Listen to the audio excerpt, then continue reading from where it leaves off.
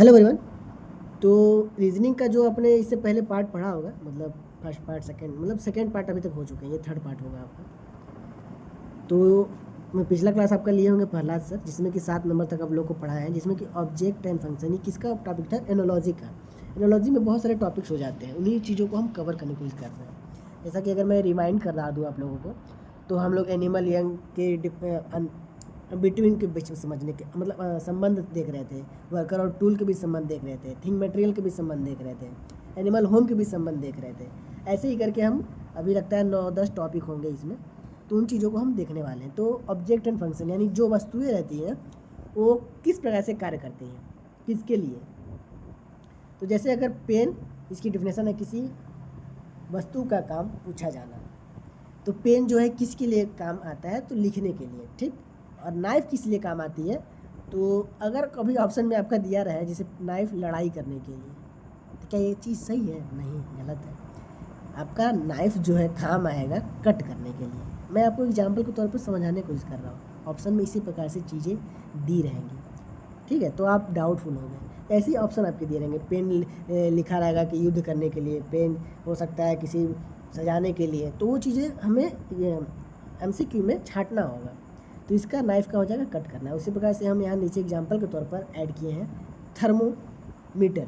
Thermometer का काम क्या है? टेम्परेचर को नापना। तो ये आपका संबंध हो गया। फिर यहाँ क्लॉक है, तो क्लॉक किसके लिए होता है? क्लॉक होता है टाइम को दर्शाने के लिए। तो यहाँ पर हम टाइम को आंसर क्लिक करेंगे, ठीक, मतलब समझने के लिए, मतलब आंसर आपका यही है। आगे अगला टॉपिक है कंट्री और कैपिटल, यानी हर कंट्री की कोई ना कोई कैपिटल होगी।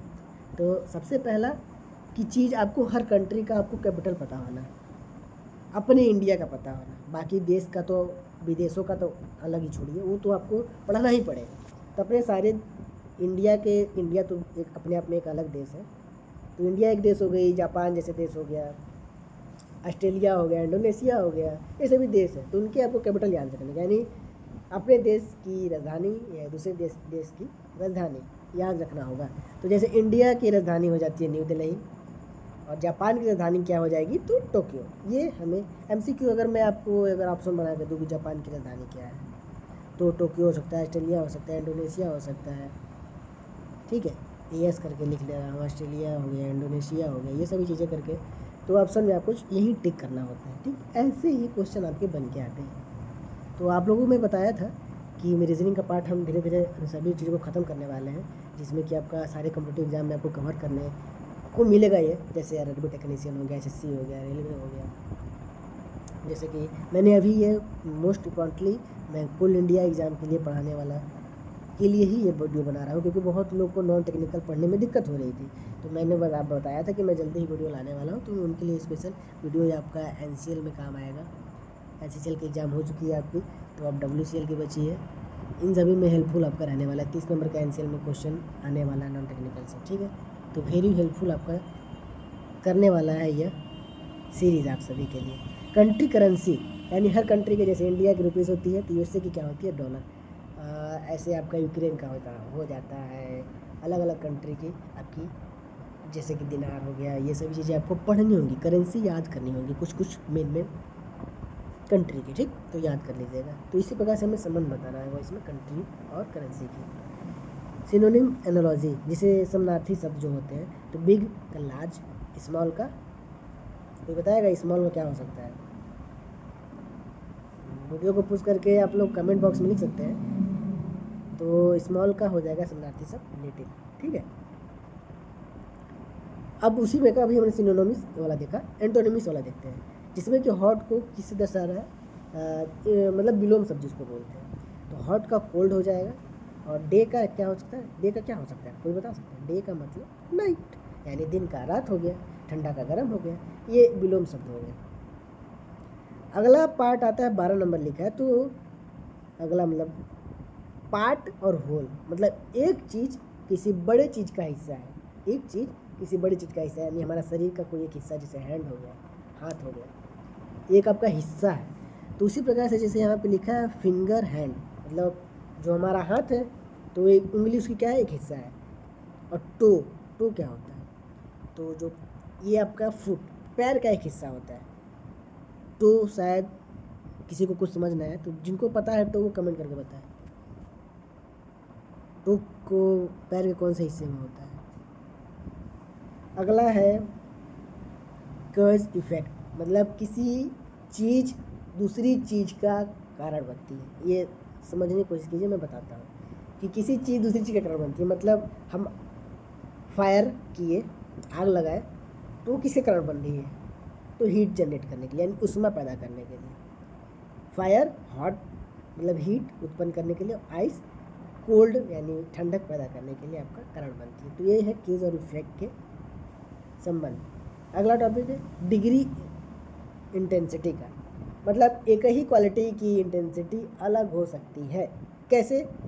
जैसे कि वार्म एक ठंडी गर्म चीज़ ही है, लेकिन उसको हम किस में बोल रहे हैं? हॉट में।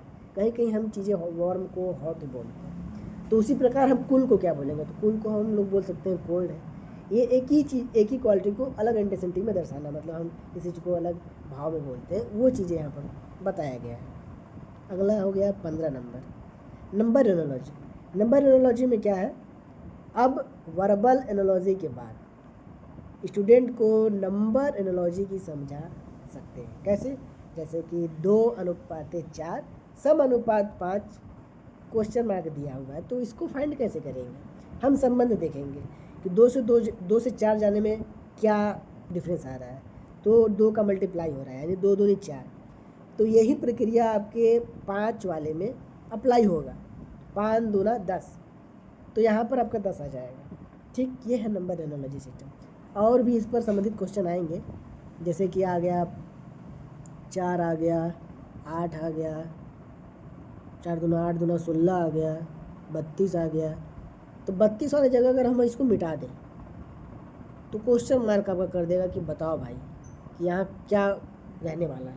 ऐसे भी सीरीज वाले आते हैं। तो आपको अंतर देखना है, प्लस की अंतर हो सकता है, माइनस की अंतर हो सकता है, मल्टीप्लाई का अंतर हो सकता है, डिवाइड का अंतर हो सकता है, मल्टीप्लाई डिवाइड का अंतर हो सकता है, मल्टीप्लाई या प्लस का अंतर हो सकता है। ऐसे करके हम लोग आगे पढ़ेंगे, समझने की कोशिश कीजिए। इस पर अच्छे अच्छे क्वेश्चन आते हैं जिसमें कि आपको करने में मुश्किल फंस सकते हैं। तो हम धीरे धीरे बेसिक से शुरुआत करते हुए आगे बढ़ेंगे। लेटर एनोलॉजी मतलब लेटर मतलब अक्षर। तो इसमें अल्फ़ाबेट्स के बीच जो रिलेशन होता है या देखने को मिलता है उसे हम लेटर एनोलॉजी बोलते हैं। जैसे कि A/C सम/D फिर क्वेश्चन मार्क है। तो यहाँ पर ए से सी तक जाने में 2 का अंतर दिख रहा है, तो वो 2 हम D में अप्लाई करेंगे। तो DEF 2 कदम उसमें आगे बढ़ेंगे तो F आएगा। तो यानी क्वेश्चन मार्क आ जाएगा, F आंसर होगा। जैसे एग्जाम्पल में लिखा हुआ है C/G फिर सम/H। अब क्वेश्चन मार्क है तो क्या हम C से G जाने में कितना डिफरेंस है पता है? CDEFG 4 डिफरेंस दिख रहा है और 4 का अंतर दिख रहा है। यही H में अप्लाई होगा। IJK यानी चौथा अक्षर हो जाता है L। ठीक, तो ऐसे हम लोग इसको समझते हैं। तो आई होप आपको समझ में आ रहा हो। अगर सीरीज अच्छी लग रही हो तो कमेंट में ज़रूर बताइए, ताकि मैं इसको आगे कंटिन्यू रख सकूं, कि आप लोग का सपोर्ट बहुत ज़रूरी है। अगर मैं हो सकता है अगर कुछ कमियां होंगी तो मैं आगे अपडेट करूंगा इस पर, और आप लोग बता सकते हैं अगर सीरीज अच्छी लग रही हो तो। और क्लासेस के लिए आप लोग या कोई स्टडी मटेरियल MCQ नोट्स चाहिए तो आप लोग कनेक्ट कर सकते हैं। टेक्निकल वाले के लिए, नॉन टेक्निकल तो आप लोग को यहाँ बढ़ाया जाएगा। और टेलीग्राम चैनल पर आपको टेक्निकल नॉन टेक्निकल के दोनों आपको फ्री ऑफ कॉस्ट MCQ मिल जाएंगे। अगला टॉपिक है क्लासिफिकेशन ऑड वन आउट। तो हम इसको अगली क्लास में पढ़ेंगे, ठीक है। अभी हम वर्बल एनोलॉजी यानी एनोलॉजी के सारे पार्ट्स को पढ़ने की कोशिश की है। तो ये कितने पार्ट्स थे समझ में आ रहा है? 16 पार्ट है इसके हिस्से, यानी हमने लेटर देखा, नंबर सीरीज देखा, degree intensity, case effect, part whole, antonym synonyms वाला देखा, कंट्री करेंसी देखी, करंटी कैपिटल देखा, ठीक, एनिमल यंग वाला देखा, ऑब्जेक्ट फंक्शन देखा, वर्कर टूल देखा मतलब वर्क, और थिंग मटेरियल देखा, एनिमल होम देखा, पर्सन प्रोफेशन देखा, पर्सन प्लेस देखा। ये सभी टॉपिक को मैंने कवर करने की कोशिश की। अगला हम लोग टॉपिक पढ़ने वाले हैं, ठीक है। तो नेक्स्ट क्लास में आप लोग ज़रूर आइएगा और कमेंट करना मत भूलिएगा कि क्लास कैसी लगी, तभी मैं आगे कंटिन्यू आप लोगों के लिए सीरीज़ लाता रहूँगा। थैंक यू सो मच, मिलते हैं फिर, तब तक के लिए stay connected our YouTube channel. Thank you so much.